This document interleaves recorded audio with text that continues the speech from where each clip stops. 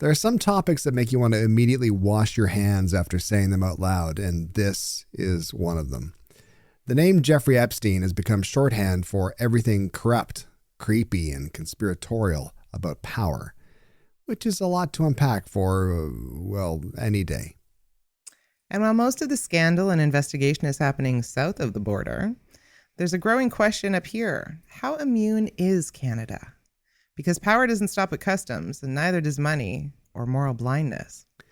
Exactly. Every time the U.S. releases another batch of emails or court files, Canadians get that smug moment of relief. Whew! At least it's not our billionaires. But considering we share banks, flights, photo ops with half the global elite, maybe that's premature.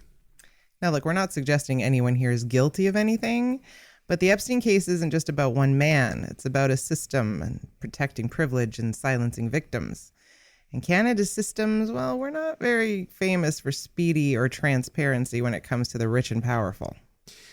Yeah, we like to think of ourselves as the polite upstairs neighbor who'd never do something scandalous, but every so often you hear thumping through the floorboards from the ceiling down below and realize we might not be as quiet as we think. So today we're asking, is Canada actually safe from the Epstein scandal? Or are we just conveniently uninvolved? And what would accountability even look like if the rot ever reached the far north? We'll look at what's been released so far, how the story is being weaponized politically, and lessons we might learn before the next scandal knocks. Because if history's any guide, it's not just about who did what, it's about who looked away. So let's get into it. Welcome to Politics is Broken with Brittlestar and Lisa B. Canadian and global politics unspun. Are you sitting comfortably? Good.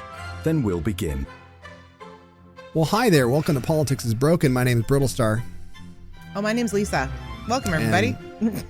Wow. That's a very cheery welcome for such a dark topic. Well, you know.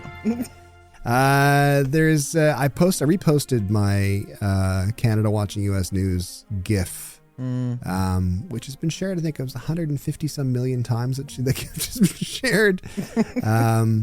And it's the gift that keeps on giving. Yeah.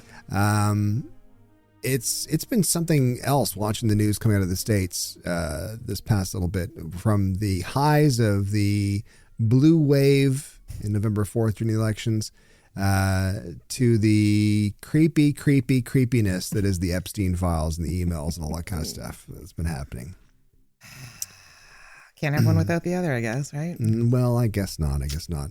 Of course, everyone's talking about the fact that the U.S. House Oversight Committee, whatever the hell that is, I really don't know. As a Canadian, I'm quite proud that I don't know what that is. You don't have a committee. It's a thing. There's so many committees in the U.S. Can't keep track. Exactly. That's because every time, and what's the reason that every time I'm sitting at a conference and they have one of those table mics and you can lean forward and you press the button, you say, yes, Senator. I've seen it on TV. Could you repeat the question? Could you repeat the question, sir? But the U.S. House Oversight Committee subpoenaed Epstein's estate on August 25th of this year, demanding everything from flight logs to NDAs. By September 2nd, 33,295 pages were released. And on November 12th, another 23,000 emails followed. They were just, there's lots of redacted stuff in there. There was lots of interesting stuff, but it was also lots of not great things for the Trump administration, I think. It must have been before WhatsApp, right? Where you could just send messages and then they would disappear into the void. Yeah. I don't know if you've spent much time going through the emails. Looked through a bunch of them. Of course, everyone's been sharing screenshots of them online and all that kind of stuff. I haven't gone to the NPR website. You can search the email database. Oh, okay. Yeah. I like the idea of the fact the NPR is like, you're not funding us anymore. All right. Here you go. Stuff like this. But it's interesting.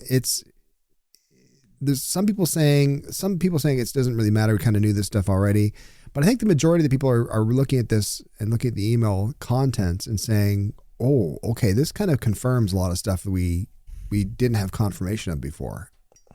Well, we knew, but we didn't know. No, we knew, but we didn't know, right? We knew that there was stuff.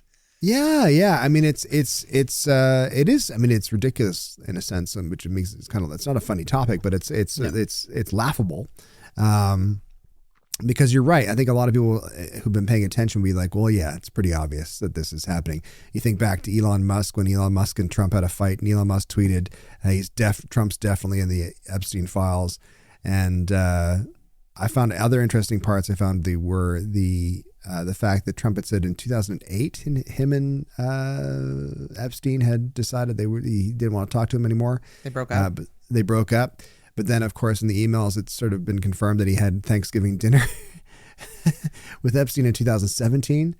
That doesn't mean that they go back together. That's true. You got to eat. Just obligation, just for the kids. Oh, God. That's a terrible thing to say. Ew. I didn't mean to make that joke. But it's been depressing to sort of read through it because it's kind of thrown into sharp, not contrast, but sharp relief about how horrible these people are and how brazen they were. We were talking before we started recording about how, the Ben Collins guy from The Onion had posted saying, before it was all cryptic sort of style, like conspiracies of this is happening underneath a pizza parlor in Washington, D.C., and they're eating babies and blah, blah, blah. And the reality of the fact is just the guy saying, can you send me a naked picture of that kid? I'm the ambassador. Yeah. And it's like, and it's all spelt wrong as well. Number 233, they went through the catalog and it's just, yeah. It is dire.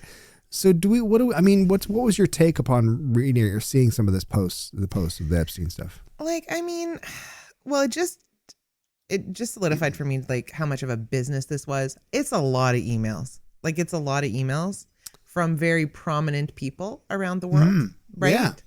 Yeah. People that should be running countries or assisting, that this is what they spent their time doing. I mean, I guess everybody needs a hobby, but it just solidifies just how far reaching this was, right? It wasn't just, just going to little island, it'll be fine, right? Like, this is far reaching. It's horrendous. I think when you think of the implications, initially, there's so much to make fun of in it. And there's so much, because it is so ridiculous and so laughable. But of course, the subject matter and the real cost of these horrendous emails and actions there's real people involved. There's real young women and girls and children in general. And one of the things that struck me, though, as you were saying, there's so many emails, is that,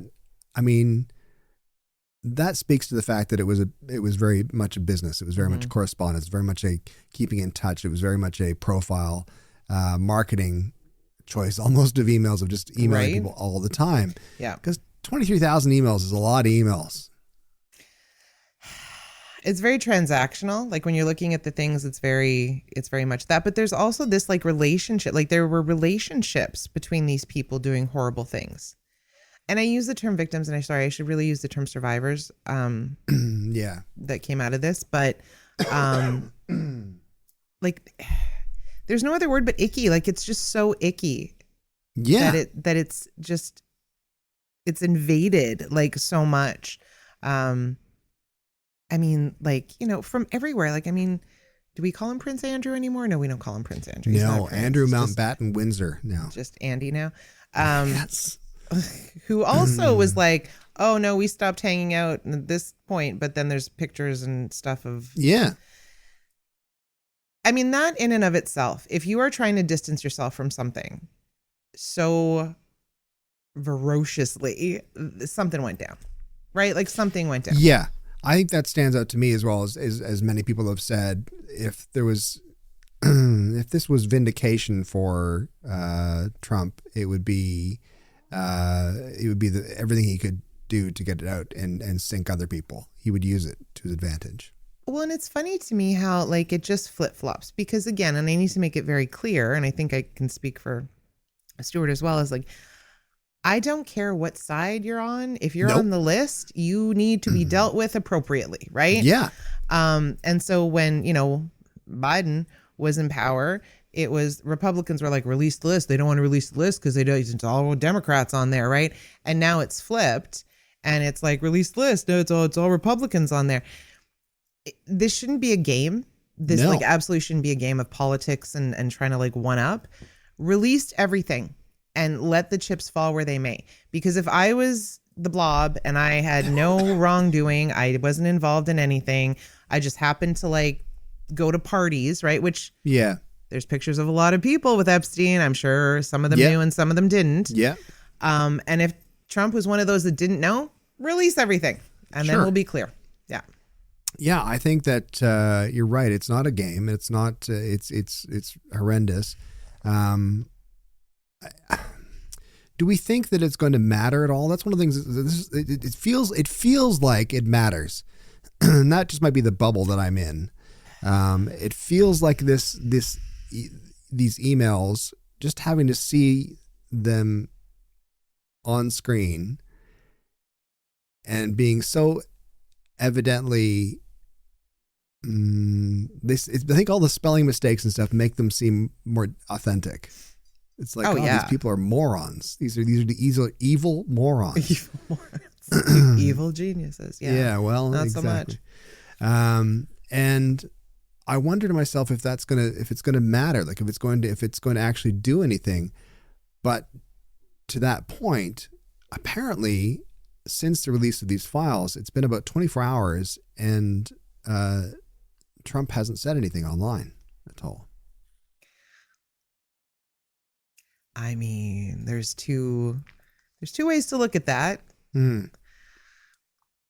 Either you don't give it attention because it has nothing to do with you and why would I bother?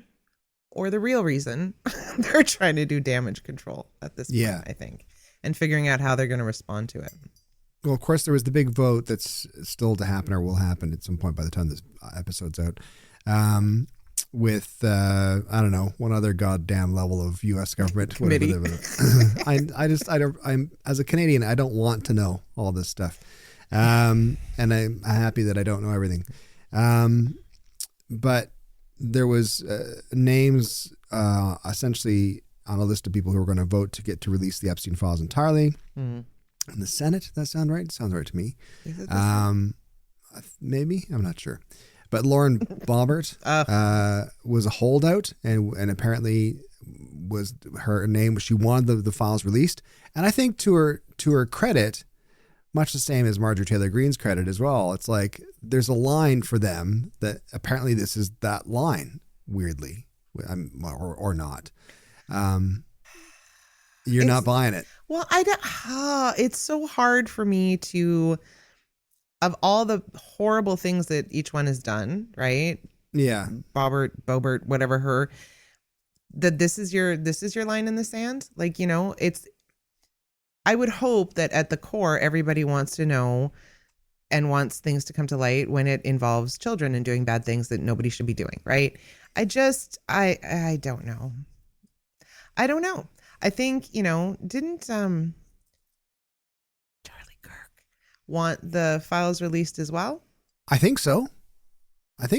And all the horrible things that man said. Right.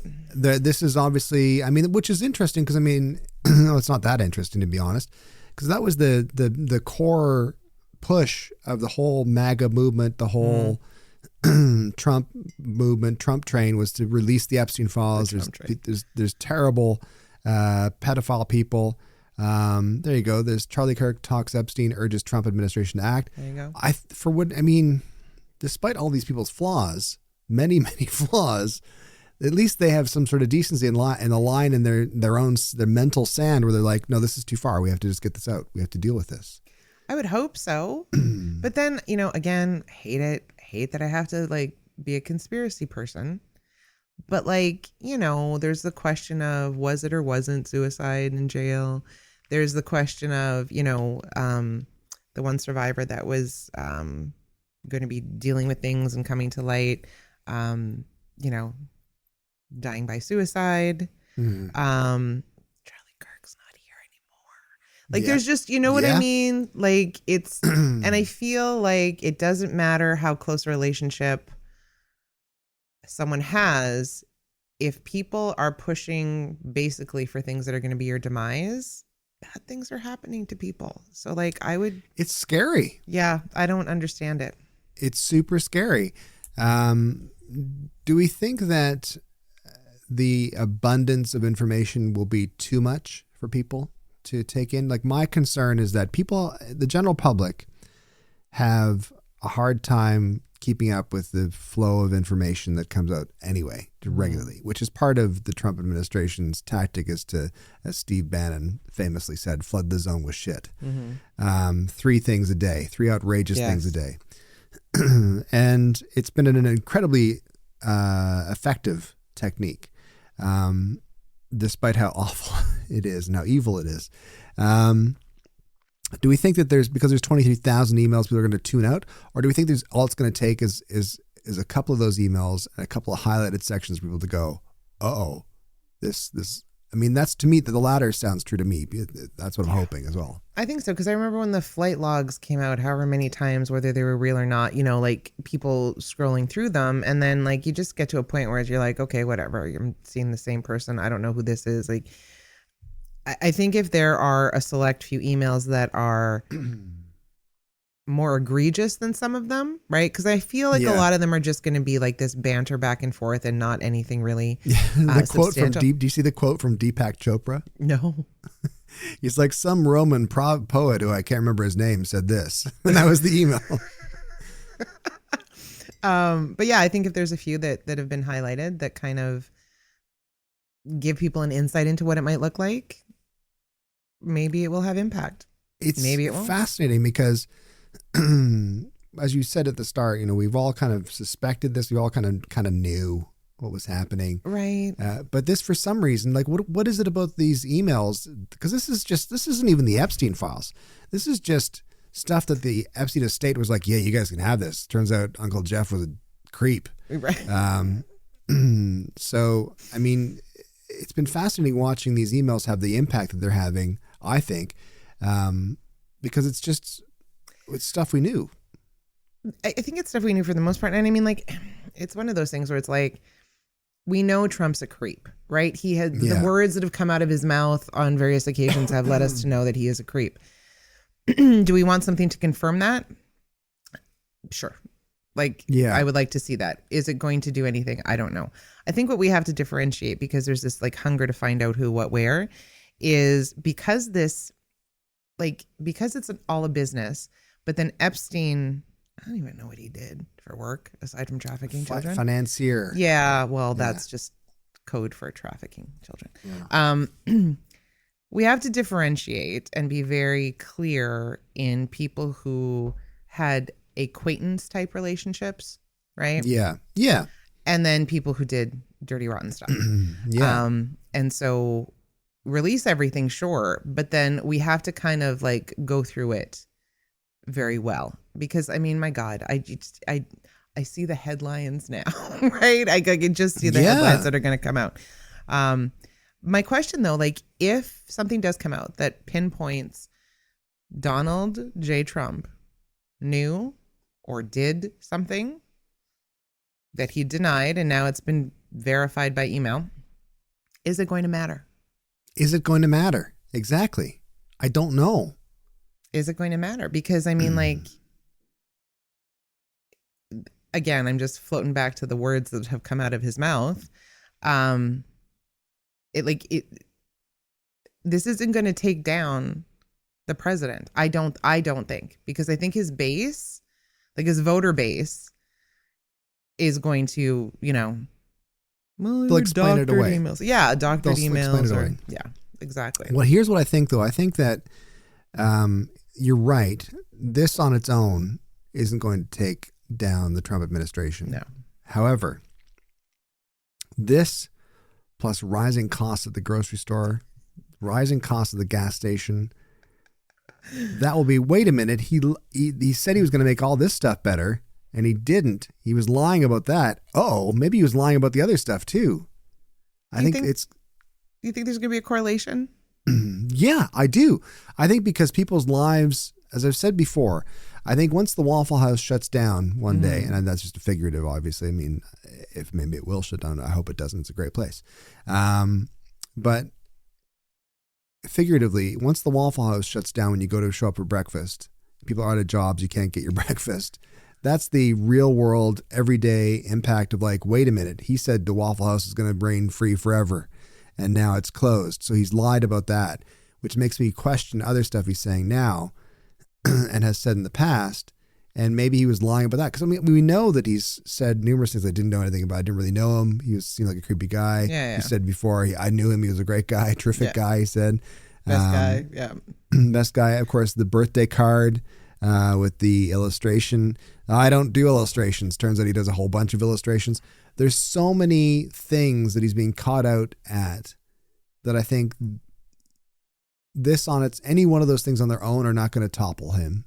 But it's 1,000 cuts, I think. It's fascinating to me because when I think about like, and I don't mean the people like who didn't vote for him, but like the diehards, right? Like the diehard MAGAs. All of this has been presented, like during the campaign, before the campaign, the last time he was president, just of like derogatory beliefs, all these kinds of things. But people are willing to set that aside, right? Set that aside. Grab him by the pussy, set that aside, right? Yeah, which is crazy. Right? But it's like the price of Tang or string cheese, right? Is what's potentially going to set people off. I don't know. Like, I don't know if the MAGAs are just going to continue to defend. I think it's the people who would have voted for Trump, not necessarily MAGAs, but voted for Trump, that are going to be the ones to start questioning things. And that's the death by 1,000 cuts for them. I think that it's if things were going great in the economy, if things were going great with jobs, if things were going great in general, I think they'd have a much easier time saying, nah, I doubt it. But that was in the past. He made mistakes. He made, right? Like it's that kind of. 2017 was a different time. I think so long ago. So long ago. Mind you, if I look at pictures of myself from 2017, it does seem like a very long time. Well, we all aged a lot during COVID. Yeah, we did. Yeah, exactly. Yeah. Pandemic was not kind. But yeah, it's. I think it's going to be a question of the fact that it's going to be a situation rather where things aren't going that great, and this happened on top, which is going to cause him to trip and stumble. I also think, and this is just pure speculation, and I'm not suggesting anything concretely by any means. Allegedly. But I also feel like there's been such effort gone through to keep this information under wraps. Meaning, again, realizing we haven't had the Epstein files, as it were, and the hundreds of thousands of pieces of information. The apparently 1,000+ people who have had access to the Epstein files, who are part of the FBI and the DOJ and all that kind of stuff. So it's going to be very hard to maintain that cover. It's going to be very, very hard to stop leaks from happening. Because I think it's so, and I think it must be so. My takeaway is that the way that the Trump administration is acting currently, what's in those files must be so egregious. It must be so undeniably awful. That it's terrifying them, and they will do anything to stop it from getting out. Like Lauren Boebert, for a good example, they took her to the Situation Room. Oh, not the room. Which is meant for like military attack planning, defense if the U.S. is being attacked. Well, and Carolyn Leavitt's already gone on the defense, right? It's like they've cherry picked, they picked this, they picked that, which means that there are words in emails that you could pick from if that was actually the case. And the fact that those words are in emails, it's concerning. It's concerning. It is. And you notice, actually, as an aside, you notice like Caroline Leavitt, I think, is phenomenally good at her job, incredibly good at her job. Oh, yeah. It's I think her job is to obfuscate and to detract and distract, and she's very, very good at her job. Did you notice, as everyone pointed out online, that she wasn't wearing her cross necklace? Which didn't want it to like burn into her skin. She was saying the things that she was saying. It's like, hang on, people, my necklace is burning my skin. You know, the thing about her is like it's annoying. A lot of people are like, oh, she's just a dumb blonde, and she's married to an old guy, and like all those kinds of things. She is incredibly smart. She is an excellent orator. She's like Danielle Smith, right? Yeah. And doesn't mean she's not evil. But you know what I mean? But she's doing her job. Her job is to deflect, raise question, and pump up the president. Yeah. Figuratively, hopefully not literally. Well, of Sorry. course, Canada isn't the main stage in the Epstein story yet, but the fringes are starting to flicker. A resurfaced photo of Mark Carney with Ghislaine Maxwell in 2013 made headlines in March. Canada Proud turned it into Facebook ads, which attracted additional photos of Carney, Tom Hanks, and Ghislaine on the beach. I don't know if you saw that picture or not, the three of them on the beach, which of course was later debunked as AI generated. But the implication stuck that he was, out and about. Apparently his Mark Carney's sister-in-law went to school with Ghislaine Maxwell. I think so. There's some connection there. And there's some connections where they would occasionally be in the same social circles. But what sticks to me, or what sticks out to me, is that it seems evident as well that, as you had mentioned, earlier, that when people say, well, Bill Clinton could be in the Epstein files, like, great, let's find out. Yeah, let's deal with that, because this is just not good. So let's fix it. Let's do what we can to bring some accountability. And in the same way I think about the Epstein files, I think to myself, man, I think the tentacles of this thing are far reaching and the splash zone is massive. Just the imagery. I don't like the imagery. Sorry. I tried to go stick with the Marine theme. But yeah, no, I think that the splashback is going to be like a lot of people are going to get dirty from this. A tremendous number of people are going to get dirty. You know what I'm saying? No, I know what you're saying. And again, we have to differentiate, because I think the thing too is that there are going to be pictures of people with other people. It doesn't mean there was any exactly nefarious activity. When you're talking about like the upper echelon, like New York parties are New York parties. You're going to see the same people there, right? If Carney was working at the time and as a finance guy, and Epstein was a finance guy, it's going to happen. But it's all going to be based on what's in those emails, right? And you can't align people just because they went to a party. No, and it is a line that we have to be careful walking, because you don't want to be defending someone outright, saying, "Well, no, listen, it's just they were just in a picture." And I'm by no means suggesting that the Prime Minister had any connection to any of this at all. No. However, as you had said, in certain social circles and the echelons of society, you're going to end up at the same events sometimes as people who are ne'er-do-wells, who are not good people. You go to a lot of events. You just show I do. up. Right? I know exactly. And I've often thought to myself, I thought actually about this specifically when Polyev had a picture of him taken with the head of, what was it, Proud Boys or something like that? One of the guys? No. Sorry, go on. We don't say it out loud. Right. Don't summon it. Yeah. It's like a Beetlejuice type situation. But I had a picture taken with a ne'er-do-well dude, and people were like, look at that, look at that. I remember thinking to myself at the time, maybe, but he does get his picture taken with a lot of people. Sure. And I'm not going to take that as evidence of anything specifically. Do I think he has a staff who'd be like, hey, don't take your picture with this dude? You should have a staff person saying that. But I mean, regardless, I didn't sort of feel like, oh, well, that has to be a definite connection. But that's what I mean about the splashback of this whole Epstein situation, is that we feel quite cozy and quite safe in Canada, but I feel there's going to be a lot of implications and a lot of, potentially baseless accusations, but also a lot of baseful accusations. We're not out of the woods. We're not out of the woods. No, we're not off the island. Yeah, but that's where you have to use critical thinking, right? And so we can't, I'm not going to defend 100% and say, no, absolutely not. They would never. But I'm also not going to say, yeah, they did, until we know more. Yeah. Right? I don't want to minimize the impact of the things that have happened for the survivors by, jumping to conclusions, which people are going to do because there's the internets. And so people are going to be doing that. We see that all the time. The fake ones where it was like, what was it? Trudeau's name was on the flight logs or something like that. And it wasn't. And it wasn't. No. And so I think, we have to be cautious. But again, I don't think that we as Canadians can think that this will never touch us. Right. Yeah, because there's an automatic assumption, instinctively assuming the fact that it couldn't happen in Canada.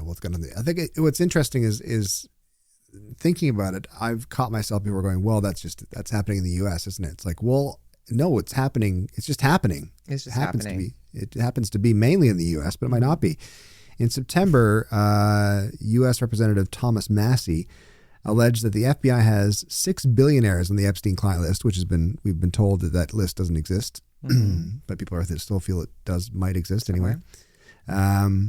Alleges that the FBI has, quote, 6 billionaires, including 1 Canadian, which was interesting.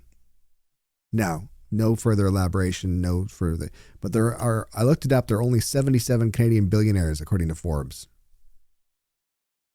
I'm going to write down who I think it is. And you're going to like pull it out later? And I'm going to go and check the list because I don't actually know if this person's a billionaire or not.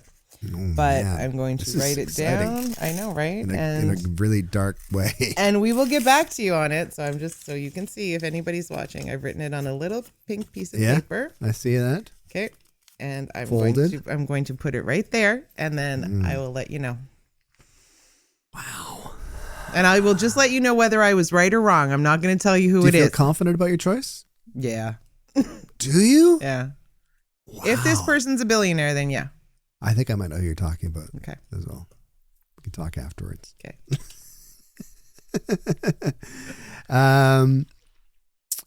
So yeah, I think the one thing I think that might be in the benefit of the abundance of information that's coming out is the fact that it will dilute the effects of misinformation, which is, I think, interesting.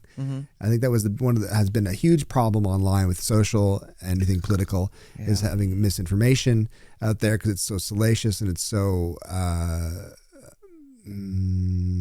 what's the word I'm thinking of? It's aggrandizing of a certain thing, a certain event or something, and it really stands out. But I think if there's so much horrendous stuff that's actual stuff that's being dumped out there, the misinformation might not have a chance to really stick out as much as possible before, which might be, I think, is a good thing. Well, and you know why I want to know? I just want to put it, no pun intended, to bed. I just want to put it to bed. It's like that thing that came up every time someone was trying to make an argument against Trudeau and talking about the NDA and all this other kind of stuff that never happened. But it had so much momentum in life that people started to believe that there was actually something that happened. They would reference the court case out of BC, which was a motor vehicle accident. It wasn't a payoff of, like, it's that kind of stuff that I just want to put the rumors to bed. And I just want to know what's what so that we can deal with it. And if there are Democrats or Republicans or anyone in the middle or anyone from anywhere else, let's just figure it out so I can know who I need to hate and move on with my day. Yeah. I feel, and I want to be really clear about the fact that when I'm saying there's going to be a lot of splashback, by saying that, I'm not in any way saying we got to be careful what information gets out there. No. I think terrible people need to be exposed. Open and I'm not talking, there's lots of jerks out there, but there's a huge gap between jerk and heinously evil, and abusive and just horrible. And I'm all for releasing that, but I do feel that there's a potential for this to be seismic politically. Yeah. Like absolutely, I think there's a potential for it to absolutely wipe out the careers and reputations and legacies of a lot of people. Well, and if there are both Democrats and Republicans and whomever from potentially Canada might be on there, it's going to level the playing field because really it puts y'all on the same level of just bad. Yeah. Right? It's funny when you were talking about I'm terrible. You may have to edit this, Owen, because I don't think your dad will appreciate what I'm going to say. God. But like when we're talking about like, can it come to Canada? And, we're so, where there's a penis, there's a way. Right. And so I don't think that it can be like, oh, because we're polite and we have maple syrup here that we're not, there's no indignities that can happen to other people. We have a lot of predators in Canada. Yeah. Some of recent, allegedly, that have come in the news that I was like, damn it, really? Yeah. So I think we just need to be cautious and not be ignorant to the fact that it can happen anywhere. It does happen anywhere. It happens far more than any of us know. And again, let's just get it out on the table and let's figure out where we need to go and move on. Well, I guess it'll all be revealed at some point. I think there's no way we can stop the information from coming out. No, I think there's no way that anyone can stop the information from coming out. What happens, how that information is received is yet to be seen by people. Though I do feel, as I said, it's going to be a bit seismic. It's going to be, if it gets out the way it should get out, I think it might just have effect on the politics and business worlds that is going to be felt for a number of decades. I think it'll be a history books type of thing, as opposed to just a bit of a scandal. And what would be interesting to me, like we're talking about Boebert and everything, if it does come out, who stands by these people, right? And who decides, you know what, I'm getting off this train. I'm going to go somewhere else. That's exactly it. It's like that there's a stain that will not wash off after that at all. That wasn't meant to be a joke. So much imagery. No, I'm sorry. It wasn't meant to be a joke. But there is that sort of it's the Lady Macbeth out damn spot. It's the blood on the hands, and it's like it's not going away. That's not going to go away. When do you stand by your job, or do you stand by what's right? Right, like your morals, your values, that kind of thing. Again, I think it really depends on. I think in that example, it's like, for example, the ICE people in the U.S.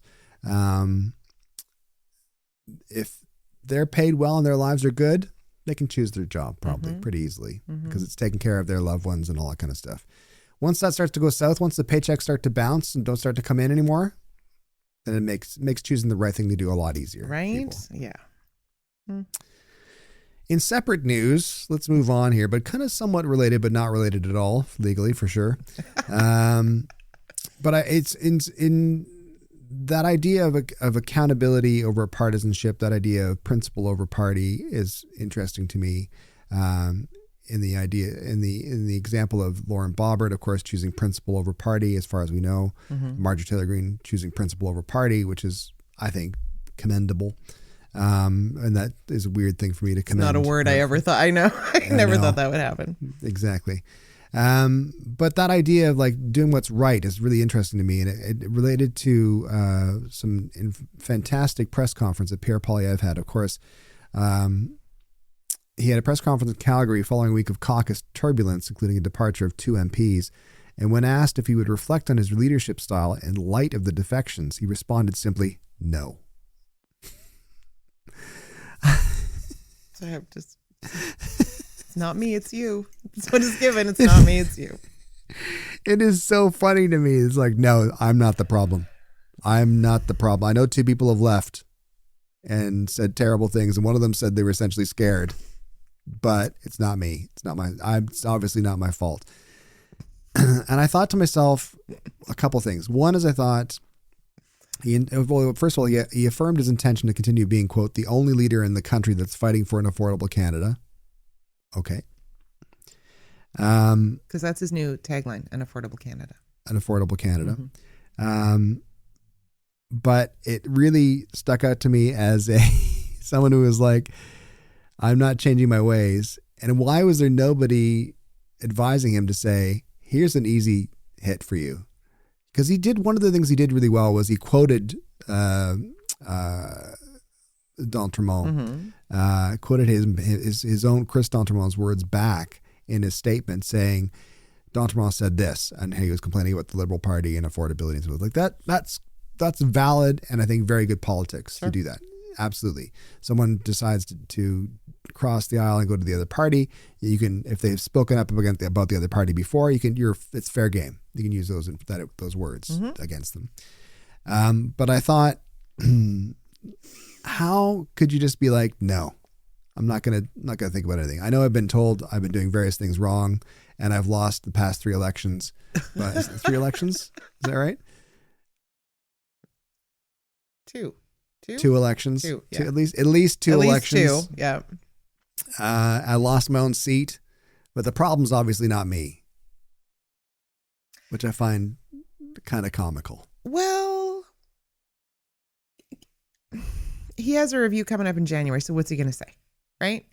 So, but I think that's it. He could use this as a point of in time to be like, you know what, I'm going to be an even better leader by listening to my caucus better.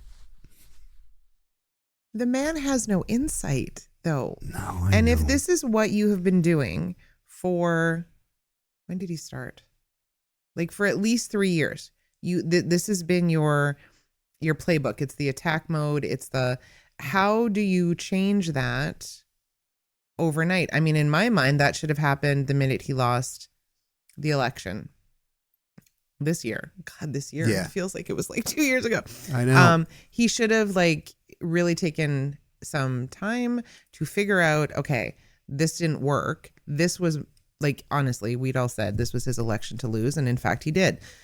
So that would have been the moment for him to take some time to consider, okay, what do I need to do and how do I need to change? So maybe instead of just pointing out all the defects and coming up with slogans, because now it's what, credit card Carney? That's what the new one is. Well, that's pretty good. Yeah, I know. Figure out some actual plans that may actually work that could influence people to go, Poilievre, I never considered. Well, exactly, because it's like what I'm doing continues to make me lose. Therefore, what I'm doing must be right. So I'm going to keep on doing it. Mm-hmm. Doesn't make any sense to me at all. I don't understand what that is happening there. And of course, there's been rumors of the fact that Matt Jean Leroux, when he announced his resignation, he was thinking of crossing the aisle, but then there's been rumors that he was essentially hassled into not doing that. And he was like, I'm out of here. Yeah. Allegedly. Yeah. Allegedly. But D'Entremont has been quite open about saying that the party's internal culture was part of his reason for leaving. He said that other caucus members were also considering departure and referenced confrontations within the party. And of course also said that once word was that he was maybe leaving, defecting from the Conservative Party, was reported by Politico. D'Entremont said that Andrew Scheer, Conservative House Leader Andrew Scheer, and Party Whip Chris Warkentin barged into his office, pushed open the door, almost knocking out his assistant, and yelled at him about how much of a snake he was. First of all, if someone calls me a snake, I'm not laughing. You're a snake. You're a cad. I tell rogue. I tell you. Yeah. Can you not see Scheer doing that though? Oh, 1,000%. Just like stomping down the hall 1,000%. and yeah, exactly. Absolutely. And they just seem to have, the Conservatives seem to have, and it's frustrating, but also enjoyable. Because I feel they have one gear currently, which is just attack. That's it. Yeah. Attack and that's about it. And attack anything and anyone. Attack anything and anyone. And it hasn't worked for them yet. Yeah. But you know what? Stick to it, guys. Keep on going.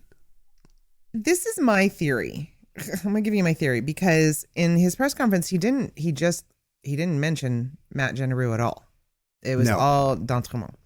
Yeah. And I find it funny because he read the quote and basically my vibe that he was trying to put out there was that, look at what a hypocrite Chris is because he was saying this 2 months ago and now he's crossing the floor too. But here's the thing. When you are in the party and clearly in the last 10 years, there's not a lot of speaking out against your own party. So of course you have to toe the line of whatever the messaging is, right? And groceries this, groceries that, sure, fine.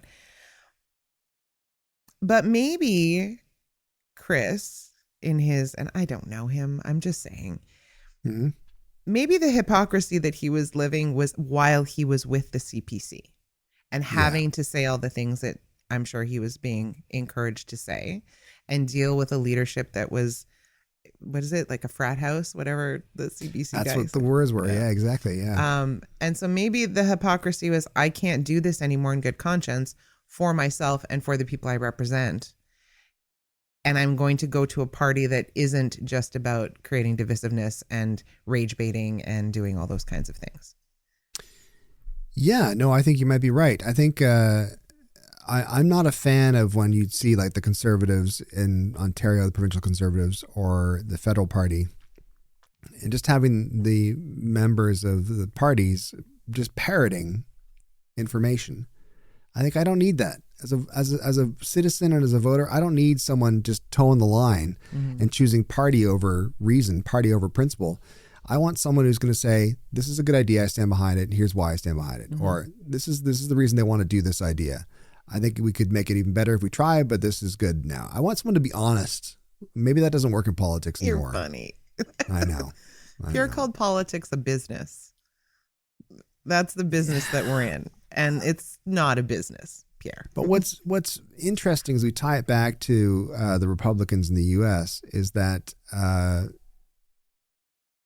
there was a lot of that party over principle mentality, and there still is, but there's lots of cracks showing. Much like there's cracks showing currently in the Conservative Party, where I think people are like, who are part of the party are thinking, I got to get out of here. Like they see the ship sinking, I think, is what I think. Well, I think it's one of those things where it probably wasn't the party. It's not the party you joined.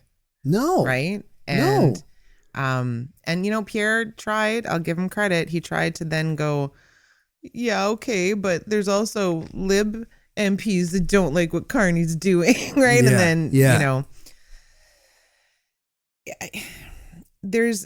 I don't think any politician who is part of a party is going to agree 100% of the time with what's happening within your party. That's why there's discourse. That's why there's discussions, right?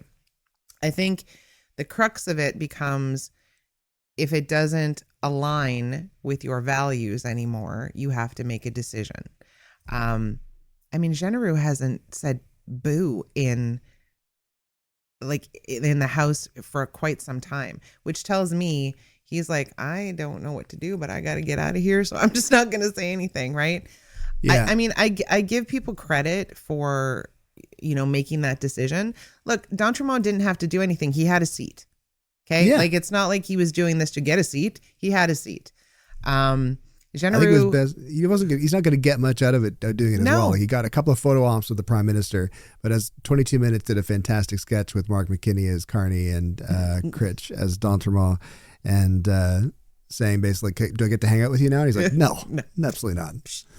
Right? But that's the thing. I think nobody's gaining anything. You're certainly not getting popularity with the demographic that voted for CPC. So this is like a personal decision. To me, this isn't a career-making decision. This is a personal decision, which is a lot harder to make, right? Yeah. Professionally, you've just tanked your voter base, right? So that isn't easy for anybody to decide to do. Well, hopefully we're moving towards more principle over party, that kind of attitude. I know it sometimes can make things messy, but I think it's really important for people to do, as opposed to being just blindly supporting and trying desperately to defend what you know in your heart is defenseless. Speaking back to the U.S. situation with the Epstein files, fascinating quote by Megyn Kelly, the broadcaster, newsy person. Sit down, folks. Who said on her Sirius XM show, regarding the Epstein files and the Epstein emails rather, said, as for Epstein, I've said this before, but just as a reminder, I do know somebody very, very close to this case who was in a position to know virtually everything. Not everything, but virtually everything. And this person has told me from the start, years and years ago, that Jeffrey Epstein, in this person's view, was not a pedophile. This is the person's view who was there for a lot of this, but that he was into the barely legal type, like he liked 15-year-old girls. And I realize this is disgusting. I'm definitely not trying to make an excuse for this. I'm just giving you facts that he wasn't into like 8-year-olds, but he liked the very young teen types that could even pass for even younger than they were, but would look legal to a passerby. That to me is some mental gymnastics happening in the biggest way, especially her, who I guarantee you, I can't speak for what her experience has been, but I guarantee you I would put money in the fact that she has put up with some terrible, terrible things happening to her in her life. Yeah. And I can't imagine being in that situation where you're defending it. I want to make sure Canada should do everything it can to get out of that frame of mind. like, I think, again, and this is the question of like who's going to stay and who's going to go, depending on what information comes out. Sorry, it just hurts my head. But like, if you are going to ignore things and defend, like there is, like, the boundaries are blurred now. You don't know what, like, you are solely focusing on political party and defending of people associated with political party over like what is right. Who writes this kind of stuff? He wasn't into 8-year-olds. It was just girls that looked like they were 8 years old. Like, that Exactly. is so icky. It is horrendous. And it is, like I said, it's mental gymnastics. It's like you're trying desperately to save face for a horrible person and the fact that you have embarrassed yourself. Yeah.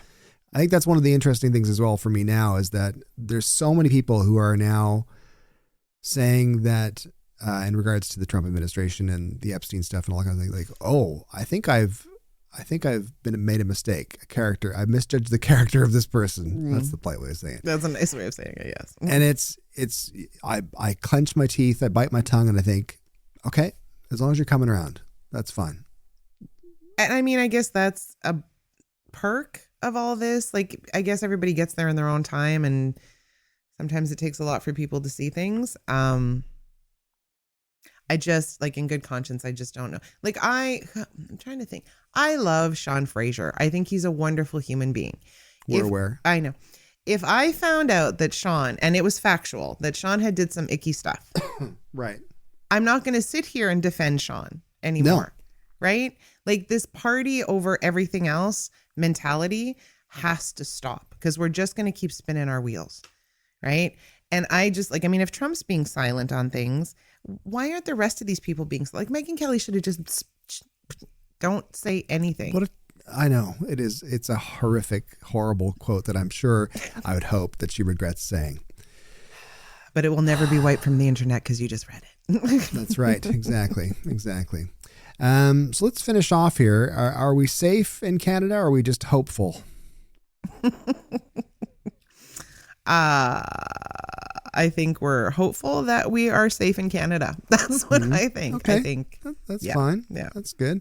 Of course, the Epstein story isn't just a scandal. It's an x-ray of what happens when people in power stop thinking the rules apply to them. And if we assume that couldn't happen here in Canada, we're basically leaving the door unlocked and saying, come on in, we're too nice to investigate. This whole conversation's been uncomfortable to look at all this stuff. Like, it's an uncomfortable thing. But I think avoiding discomfort is how people like Epstein stay protected for so very long. Accountability only works when it's applied evenly to everybody, not just when it's convenient or when the headlines are American.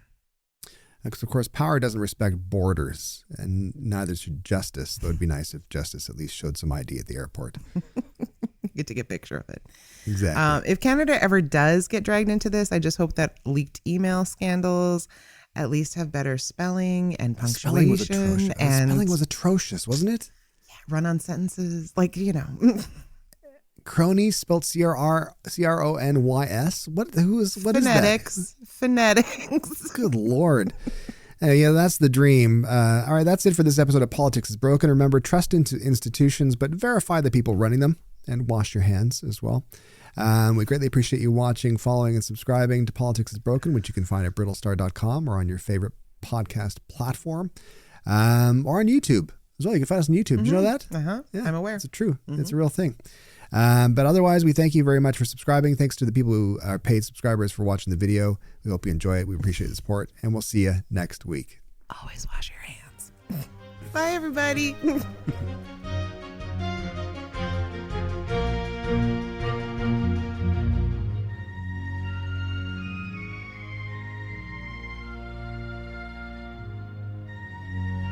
You've been listening to Politics is Broken with Brittlestar and Lisa B. Remember to like, follow, subscribe, and comment. And don't forget to check out brittlestar.com for more.